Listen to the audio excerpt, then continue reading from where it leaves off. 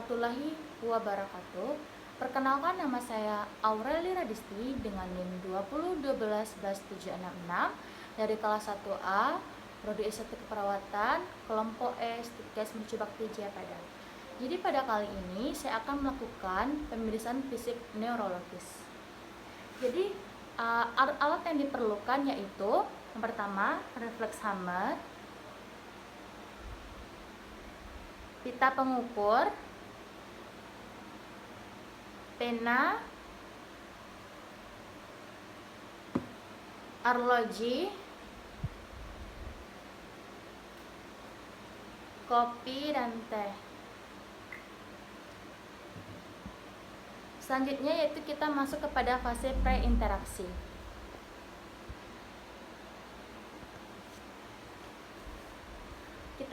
Kita bawa alat ke dekat pasien, lalu kita beritahu pasien tindakan yang akan kita lakukan.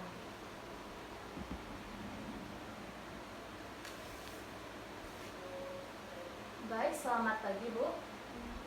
Perkenalkan, saya perawat Aurel dari Stikes Mercu Bakti Jaya Padang. Jadi pada kali ini kita akan melakukan pemeriksaan fisik neurologis kepada Ibu. Demi keselamatan pasien, silakan sebutkan nama dan tanggal lahir Ibu. Lalu kita cocokkan dengan gelang pasien. Setelah itu, baik Bu, apakah Ibu sudah siap? Mohon kerjasamanya ya Bu. Lalu kita tutup sprem pintu atau jendela, lalu kita cuci tangan dan pakai handphone.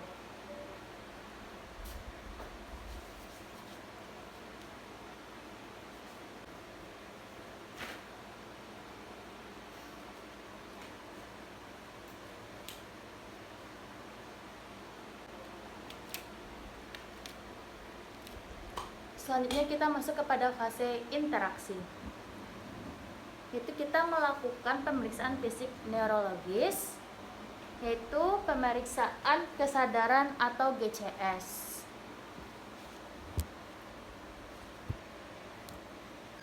Itu pertama, kita meminta pasien untuk membuka matanya. Jika pasien membuka mata secara spontan maka nilainya 4, dan jika mata pasien membuka karena ada suara maka nilainya 3, dan jika pasien membuka mata dengan rasa nyeri nilainya 2, dan jika pasien tidak ada tanggapan atau respon nilainya 1. Baik Bu, silakan Ibu buka. Jadi kalau pasien, jika dia membuka pasien karena ada suara, baik Bu, silakan buka matanya. Lalu kita coba pasien membuka mata dengan rasa nyeri. Nah, jika tidak ada tanggapan maka nilainya 1. Baik, selanjutnya kita masuk kepada respon verbal. Yang pertama yaitu jika pasien menjawab dengan kalimat yang baik dan tahu maka nilainya 4. Baik Bu, siapa nama Ibu? Sekarang di mana? Waktunya? Nah, jika perkataannya sesuai maka nilainya 5. Selanjutnya kita coba lagi, jika dia bingung maka nilainya 4. Dan jika kata-kata tidak sesuai maka nilainya 3, dan jika dia mengarang nilainya 2, dan jika tidak ada respon nilainya 1. Baik, selanjutnya yaitu kita masuk kepada respon motorik atau gerakan M6, yaitu yang pertama mematuhi perintah sederhana dengan mudah. Misalnya kita suruh pasien untuk mengangkat kedua tangannya. Silakan angkat kedua tangannya Bu. Baik, jika bisa maka nilainya 6. Selanjutnya kita mengetahui lokasi nyeri. Berikan rasa nyeri, misalnya menekan dengan jari pada supraorbita. Bila oleh rasa nyeri pasien mengangkat tangannya sampai melewati dagu untuk masuk menapis rangsa tersebut, berarti ia dapat mengetahui lokasi nyeri. Seperti itu, maka nilainya 5. Selanjutnya itu reaksi menghindari, maka nilainya 4. Contohnya seperti ini, maka nilainya 4. Selanjutnya yaitu fleksi abnormal atau dekortikasi, yaitu berikan rasa nyeri, misalnya menekan dengan objek keras seperti ballpoint pada jari atau kuku bila sebagai jawaban siku refleksi terhadap reaksi terhadap nyeri. Itu pada kukunya. Maka nilainya 3. Selanjutnya itu ekstensi abnormal. Dengan rasa nyeri tersebut di atas terjadi ekstensi pada siku, maka nilainya 2. Selanjutnya itu jika tidak ada respon maka nilainya 1. Selanjutnya itu kita masuk kepada tanda rangsangan Meningel.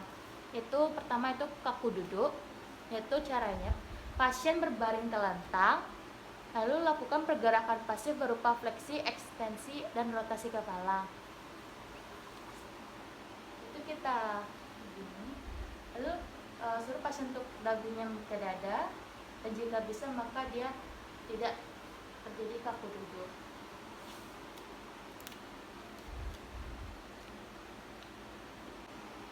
Selanjutnya itu ada tanda Kerning, yaitu pasien berbaring telentang dilakukan fleksi pada sendi lutut sejauh mungkin tanpa rasa nyeri.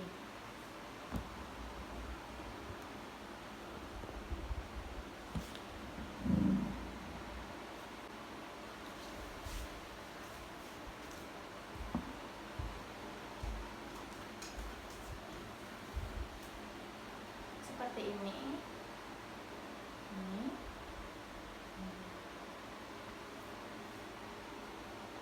Lalu lakukan juga kepada kaki sebelahnya. Selanjutnya yaitu kita lakukan tanda Lascaux atau pasien dalam keadaan rileks berbaring telentang dan dilakukan fleksi sendi panggul sewaktu tungkai dalam keadaan ekstensi. Selama fleksi sendi panggul dilakukan perlahan-lahan, tanyakan apakah merasa nyeri. Itu normalnya bila mencapai 70 derajat, tidak ada rasa sakit. Positif timbul rasa nyeri jika pangkal paha mencapai 70 derajat.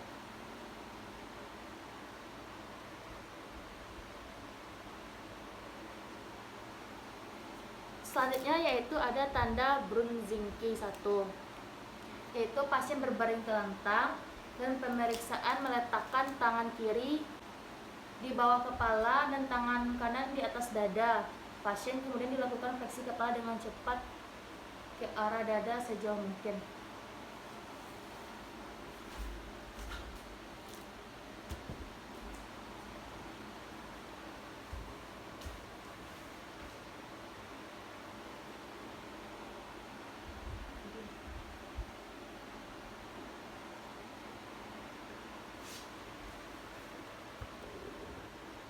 Baik, selanjutnya yaitu tanda Brunzinski 2. Pasien berbaring telentang, satu tungkai difleksikan pada persendian panggul, sedangkan tungkai satu lagi berada dalam keadaan ekstensi atau lurus. Hasil positif bila tungkai yang satu lagi ikut pula terrefleksi. Perlu diperhatikan apakah terdapat kelumpuhan.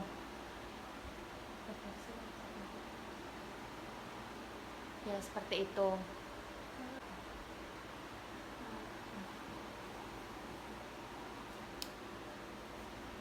Selanjutnya yaitu kita masuk ke saraf-saraf otak, yaitu ada nervus olfactorius atau penciuman.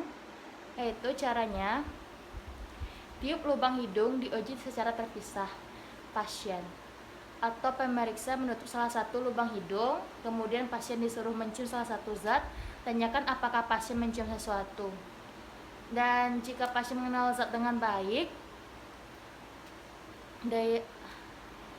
penilaiannya yaitu mengenal zat dengan baik. Daya cium kurang atau hiposmi, daya cium baik itu normosmi. Tidak dapat mencium sama sekali itu anosmi. Baik, silakan Bu, buka maskernya. Tutup salah satu lubang hidungnya Bu.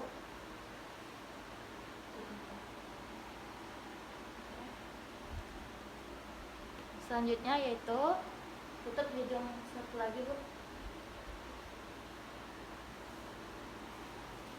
Selanjutnya yaitu kita masuk kepada nervus 2 opticus, yaitu kita akan menilai ketajaman penglihatan. pasien disuruh membaca buku dengan jarak 35 cm. Penilaiannya yaitu dapat melihat tulisan dengan jelas, lalu kita catat jarak baca klien, yaitu kita ukur terlebih dahulu 35 cm. Lalu kita minta pasien untuk membacanya. Baik, bisa. Selanjutnya itu kita masuk kepada lapang penglihatan. Pasien dan pemeriksa duduk atau berdiri berhadapan, mata pemeriksa dan pasien sejajar, jarak pemeriksa pasien 60-100 cm, mata lain tertutup, objek jari pemeriksa digerakkan pada bidang tengah sampai pasien tidak melihat objek sama sekali. Baik Bu, tutup salah satu matanya Bu. Terlihat? Terlihat? Terlihat? Terlihat? Terlihat? Terlihat? Lalu kita coba mata satu lagi. Terlihat? Terlihat? Terlihat? Terlihat? Terlihat? Baik. Selanjutnya yaitu kita masuk kepada nervus 3 oculomotorius, 4 trochlearis dan 6 yaitu abducens.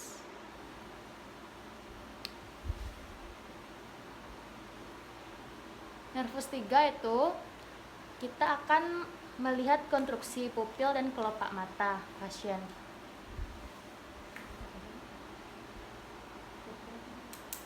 Itu kita akan menyinari mata pasien.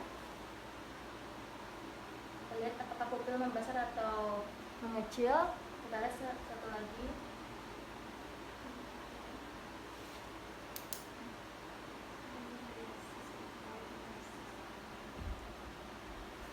Nah, jika matanya pupilnya semakin sama besar yaitu isokor, dan jika kecil miosis, amat kecil pinpoint, dan amat melebar yaitu midrasis.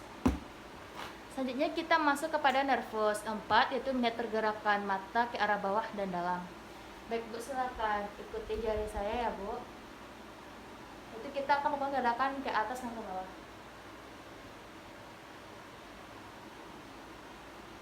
Selanjutnya yaitu kita masuk ke nervus 6 yaitu melihat pergerakan ke arah lateral. Baik Bu, lihat jari saya Bu, ikuti. Baik, sudah selesai. Selanjutnya kita masuk kepada nervus 5 yaitu trigeminus, yaitu sensabilitas wajah, yaitu rasa raba. Yang dilakukan yaitu kita dengan menggulung kapas, yaitu dengan digulung memanjang. Lalu kita dengan menyentuhkan kapas ke wajah pasien dimulai dari arah normal ke arah kelainan, bandingkan rasa raba pasien antara wajah kiri dan wajah kanan. Silakan buka maskernya Bu.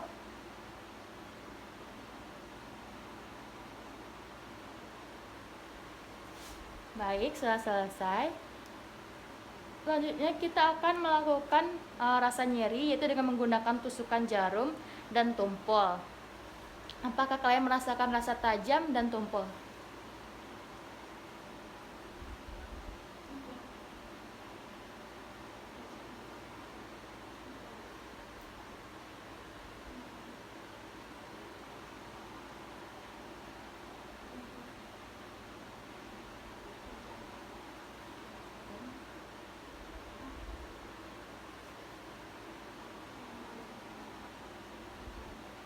Baik, sudah. Selanjutnya kita itu dengan rasa suhu yaitu menggunakan air panas dan air dingin.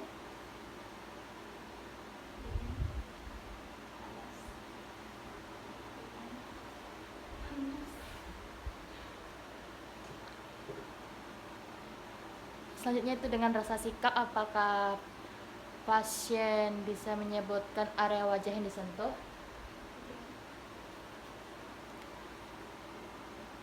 Selanjutnya itu dengan rasa getar, apakah pasien merasakan ada getaran di sekitar area wajah. Selanjutnya itu kita akan melakukan penilaian pada otot tengunya. Yaitu pasien disuruh mengatuk mulut kuat-kuat, kemudian palpasi kedua otot lengannya, apakah kontraksinya baik, kurang, atau tidak ada. Lihat posisi mulut simetris atau tidak, atau miring. Ibu silakan buka masker terlebih dahulu. Kita minta pasien untuk mengunyah. Baik, sudah selesai. Selanjutnya kita masuk kepada nervus 7, yaitu facialis. Yaitu caranya pasien disuruh menjulurkan lidah, lalu kita beri sedikit zat seperti gula atau garam. Lalu pasien diajarkan untuk menutup kedua bola matanya.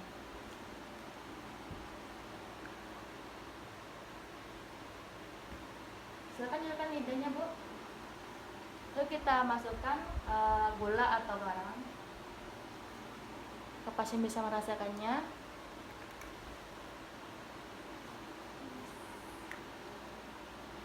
Selanjutnya yaitu kita masuk kepada nervus 8, yaitu akustikus, yaitu dengan pendengaran. Caranya diuji dengan mendekatkan arloji ke telinga pasien di ruangan yang sunyi. Telinga diuji secara bergantian dengan menutup salah satu telinga, dan normalnya yaitu klien dapat mendengar dengan jarak 1 meter.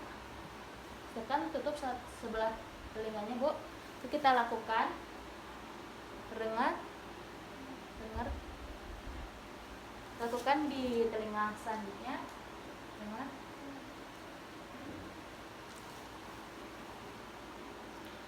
Selanjutnya itu ada keseimbangan. Lalu kita suruh pasien untuk berjalan. Apakah pasien berjalan dengan seimbang atau tidak? Selanjutnya itu kita masuk kepada nervus 9, yaitu glossopharyngeus, yaitu caranya menyentuh tong spatel ke posterior pharynx. Jika pasien refleks muntah, maka itu normal, dan jika pasien tidak ada refleks muntah, maka itu hasilnya negatif. Silakan buka mulutnya, Bu.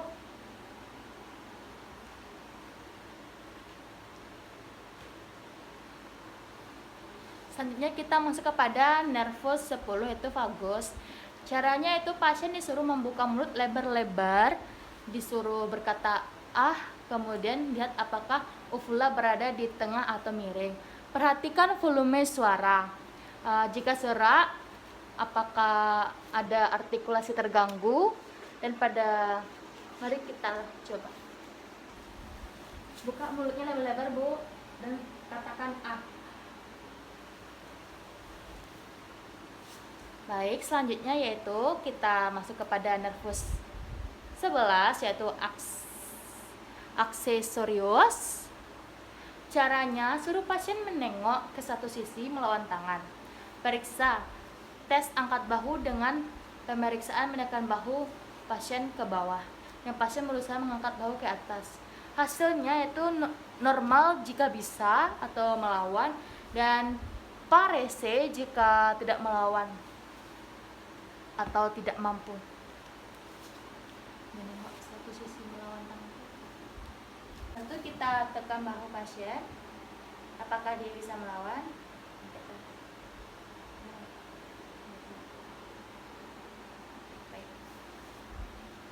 Berarti bahu pasien normal.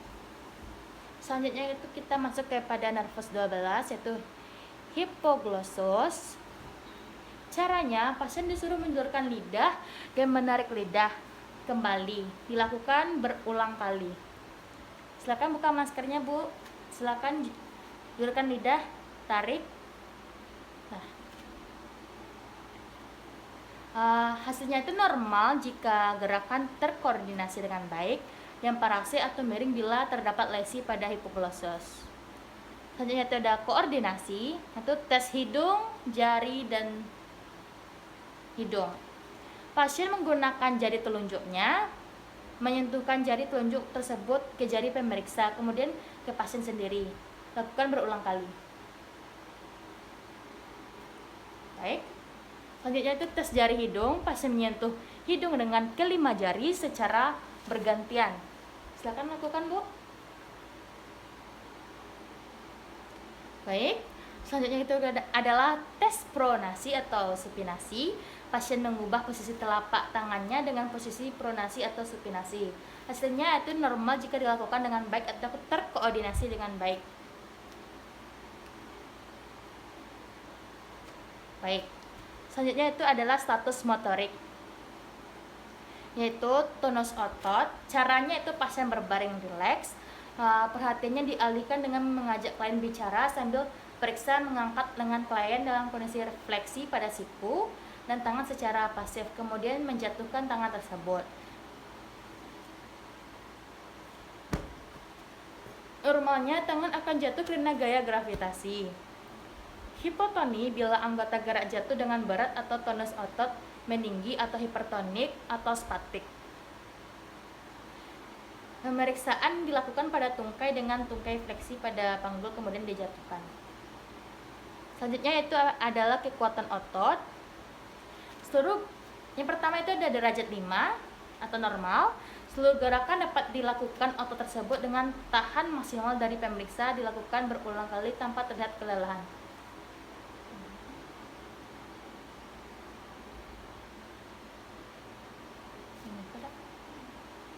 Seperti ini. Apakah ada melawan gaya berat apa tidak? Lalu ada derajat 4, yaitu dengan melawan ringan. Dan derajat 3 tidak dapat melawan tahanan ringan dan sedang. Derajat 2 bergerak bila gaya berat dihilangkan. Derajat 1 yaitu kontraksi otot minimal dapat teraba pada otot bersangkutan tanpa mengakibatkan gerak. Dan derajat 0 tidak ada kontraksi sama sekali. Selanjutnya itu ada refleks. Itu refleks fisiologis, yaitu refleks bicep. Pegang lengan pasien yang disemifleksikan sambil menempatkan ibu jari di atas tendon ibu jari. Baik. Kita lakukan refleks bicep. Refleks bicep. Lalu kita lakukan refleks tricep. Selanjutnya refleks patella.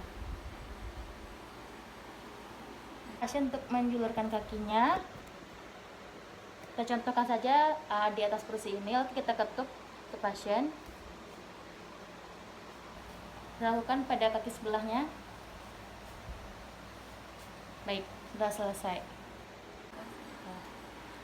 Selanjutnya kita akan melakukan refleks patologis, yaitu refleksi Babinski. Cara dengan sebuah benda yang berujung agak tajam. Telapak kaki digores dari arah tumit menyusur dari lateral menuju pangkal ibu jari. Hasil positif bila terjadi dorsofleksi pada ibu jari, biasanya disertai dengan pemekaran jari-jari. Kita lakukan. Kita lihat apakah ada pemekaran pada jari-jarinya. Kita lakukan juga pada yang telapak kaki yang lainnya. Lalu kita lakukan juga pada bagian depannya. Apakah ada pemekaran pada jari-jarinya.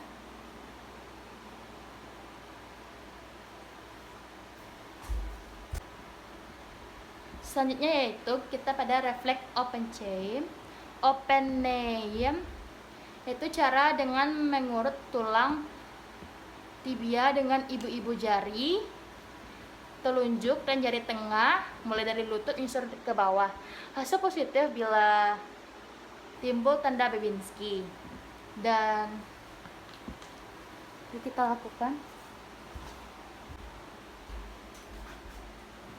seperti ini, kita urut ke bawah.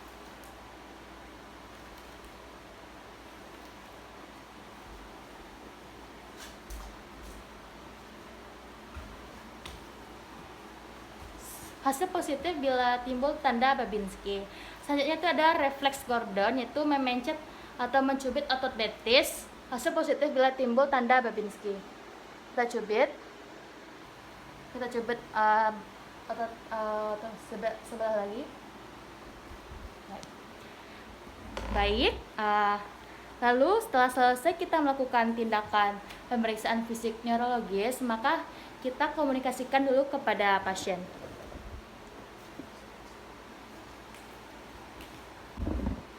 Baik Bu, setelah selesai melakukan tindakan pemeriksaan neurologis kepada Ibu, bagaimana perasaan Ibu? Dan hasilnya itu normal. Baik, setelah kita komunikasikan, baik Bu, saya pamit dulu ya Bu. Terima kasih atas kerjasamanya. Dan hasil dari pemeriksaan neurologis pada pasien tadi adalah normal. Selanjutnya itu kita rapikan alat-alat, buka sarung tangan, dan cuci tangan.